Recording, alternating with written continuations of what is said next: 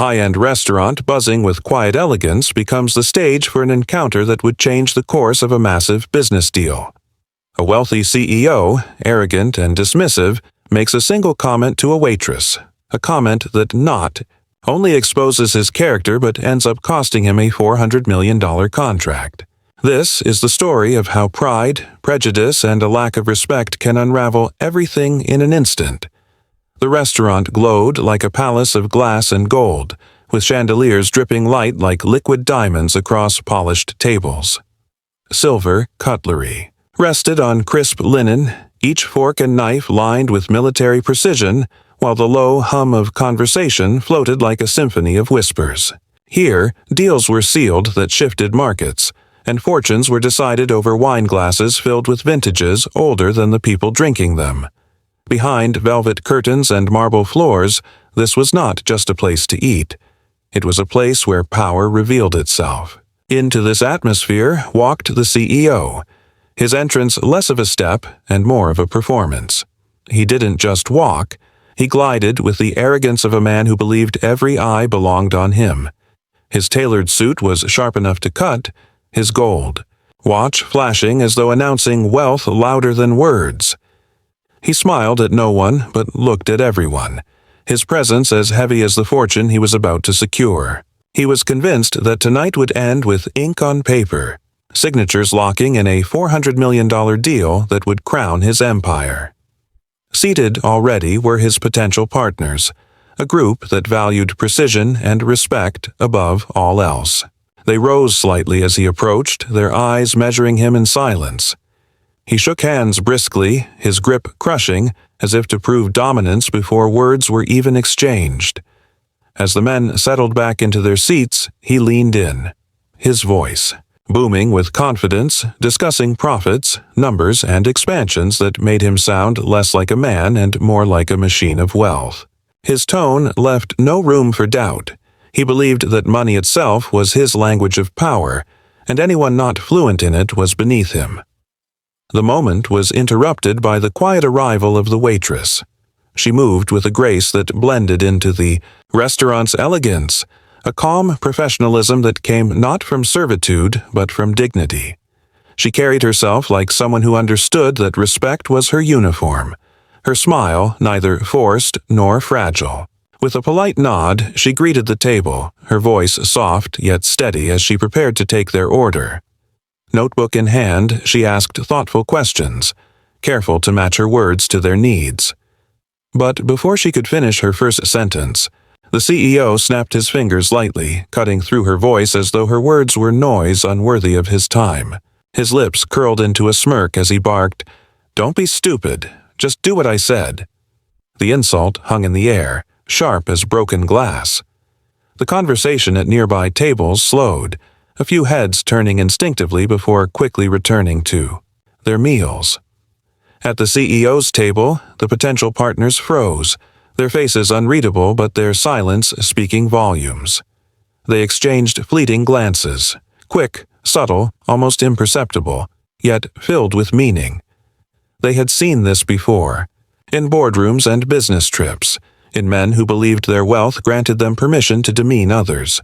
They noticed the tone, the sneer, and most of all, the arrogance dripping from every word.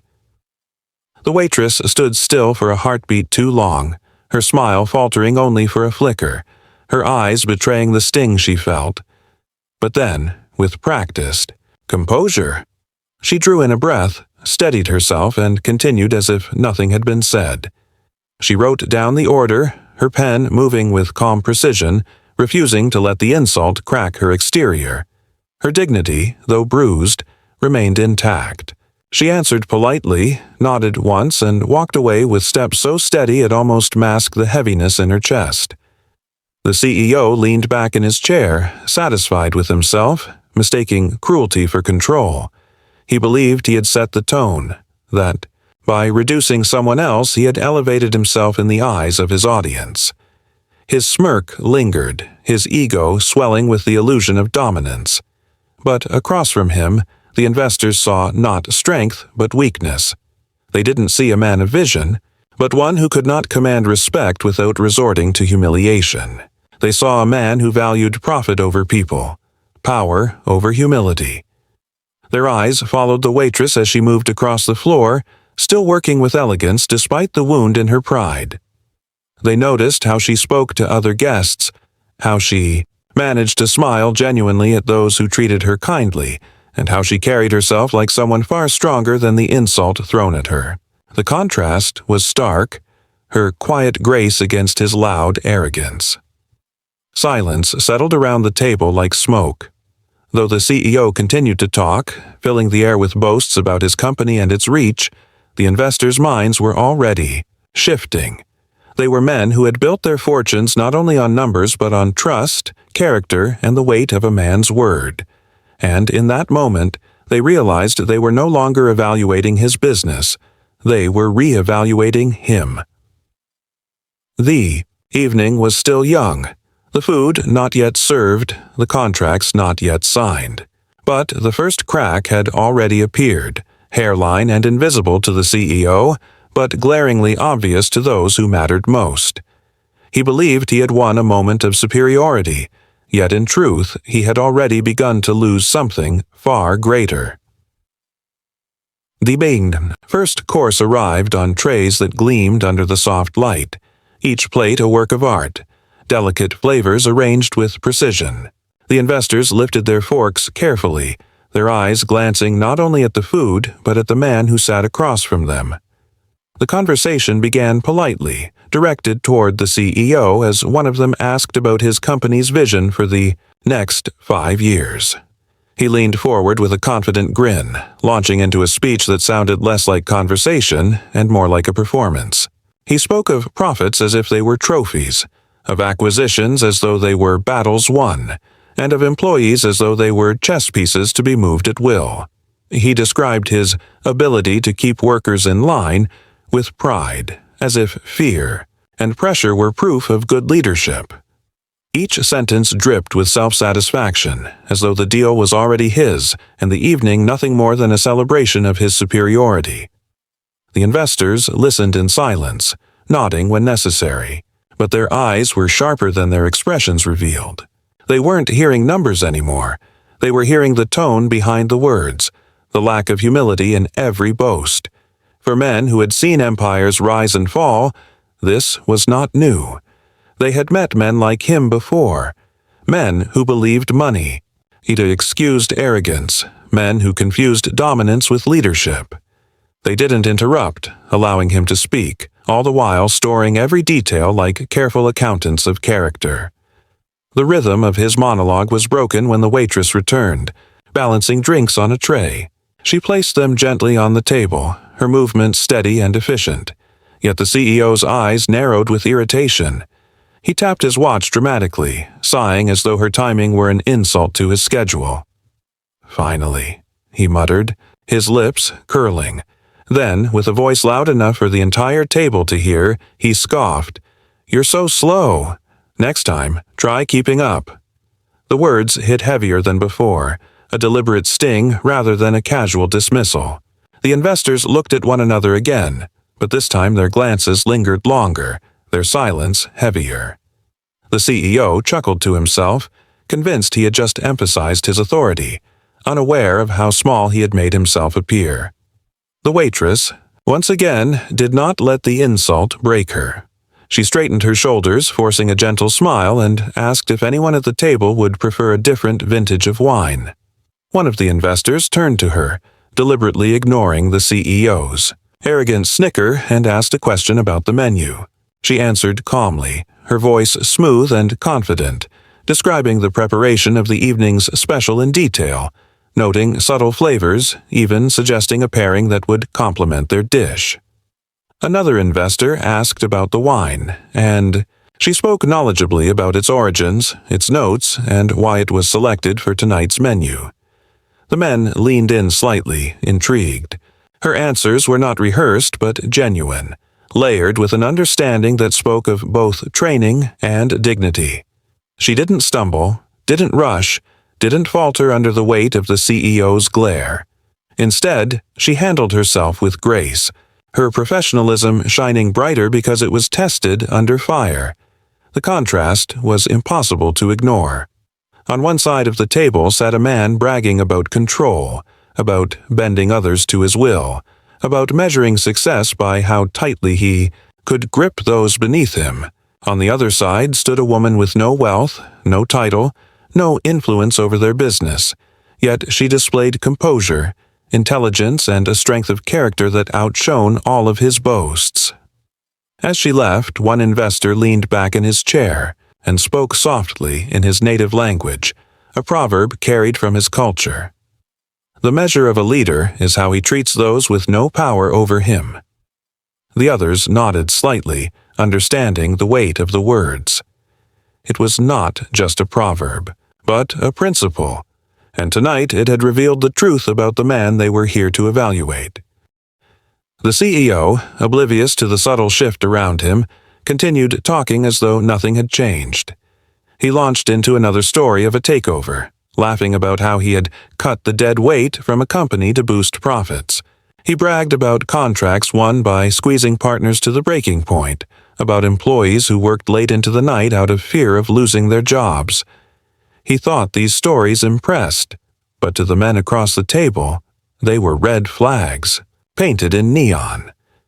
What he failed to realize was that the investors were no longer listening to his numbers. They had already memorized the financials before they stepped into the restaurant. What they were measuring now was the man himself, his patience, his character, his sense of respect for others. And each time he opened his mouth, each time he sneered at the waitress, each time he revealed the disdain he carried for those he deemed beneath him, he was giving them the answer. The dishes before them grew cold, untouched for moments at a time, as the weight of the evening pressed down like a storm waiting to break. The CEO believed he was dazzling them, but in reality, he was performing a confession. They saw not a leader, but a tyrant cloaked in money. They saw not a partner, but a liability. And though he smiled with the certainty of a man convinced victory was near, the truth was already slipping away from him, silently in the quiet judgments of those who had come to decide his fate. The evening drew on, and the table had shifted into that final stretch of a meal where lighter conversation often accompanied dessert. Plates had been cleared, the main courses gone, and the air carried the warm scent of chocolate soufflés and fruit tarts being prepared in the kitchen. The waitress approached quietly, her steps steady, her notepad ready.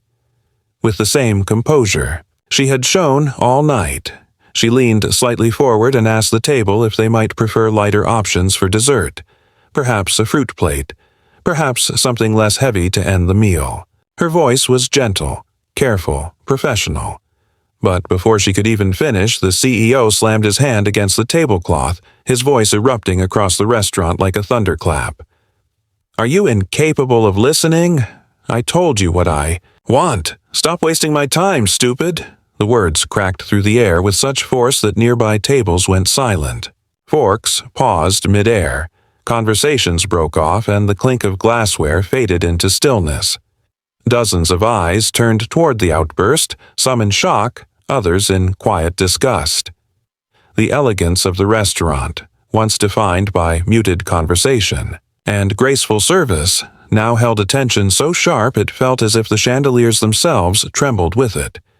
The waitress froze for a fraction of a second, the color in her cheeks deepening as though the insult had been seared into her skin. Her chest rose with the force of a breath she didn't want to show, but her eyes remained steady. She swallowed the humiliation, nodding once with a politeness that seemed almost unreal in the face of such cruelty. Without breaking stride, she turned gracefully and walked away, her back straight, her steps measured. Every guest who watched her leave could see the quiet strength it took to remain professional when her dignity had just been publicly stripped. The restaurant manager appeared almost immediately, moving swiftly toward the table with urgency in his expression. He leaned in close to the waitress, offering to take over the service to shield her from further humiliation. But she lifted her hand gently, shaking her head. She whispered that she would finish the table herself, that she would not let one man take away her pride in her work, And with that quiet refusal, her professionalism shone brighter than any insult ever could. At the CEO's table, the investors sat still, their faces carved in stone. Gone were the polite half-smiles and the carefully neutral expressions they had worn earlier. Now their features were hard, their eyes dark with thought. They no longer looked at the CEO as a potential partner. They studied him like a problem, a risk, an arrogance that could not be contained. Their silence was louder than words, carrying a weight the CEO was blind to. Leaning slightly toward each other, they spoke in whispers, their voices low and hushed.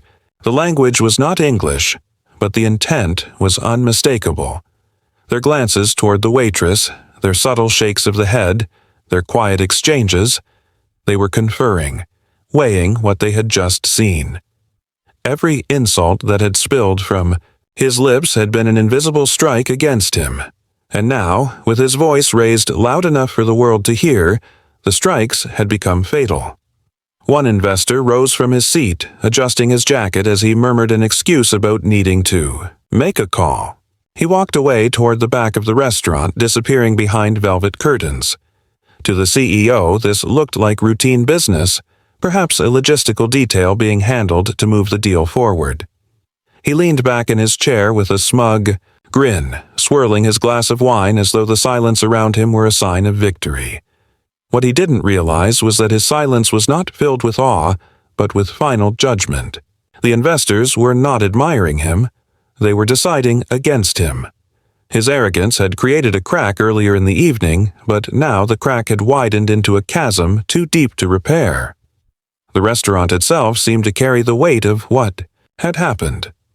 Guests avoided looking directly at the table, yet their sideways glances spoke volumes.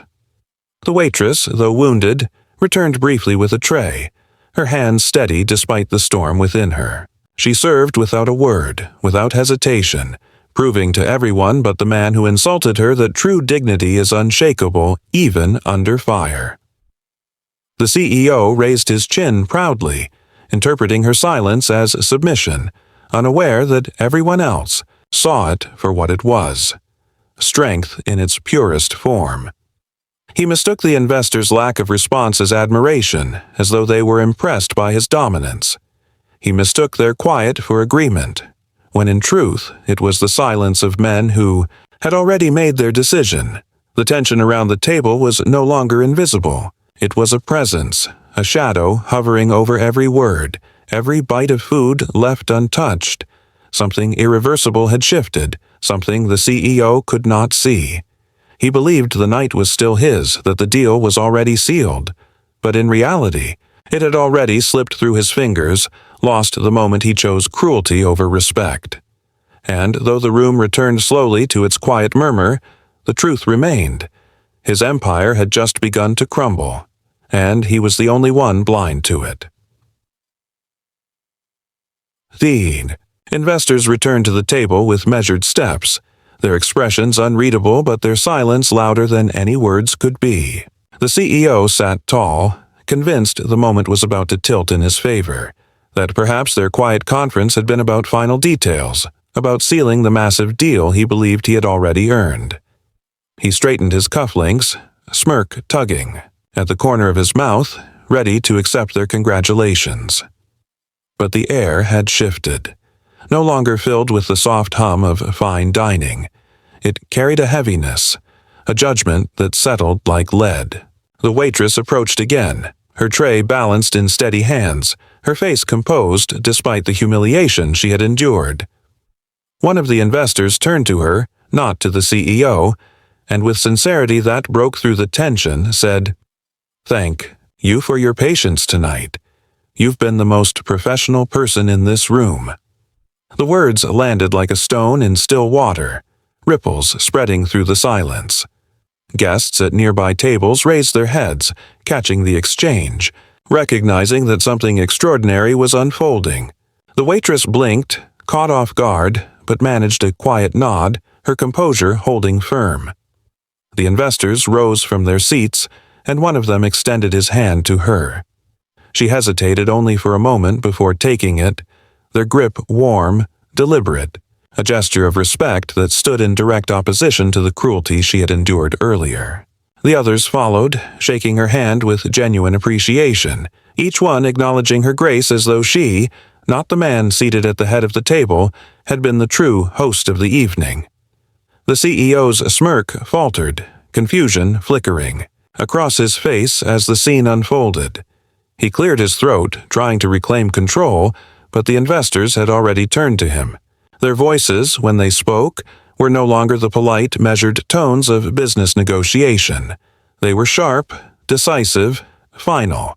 If you treat people this way in public, how can we trust you with a partnership worth $400 million?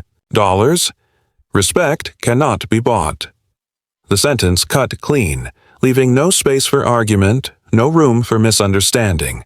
It was not a suggestion, not a warning. It was a verdict. The CEO laughed nervously, a hollow sound that cracked in the air.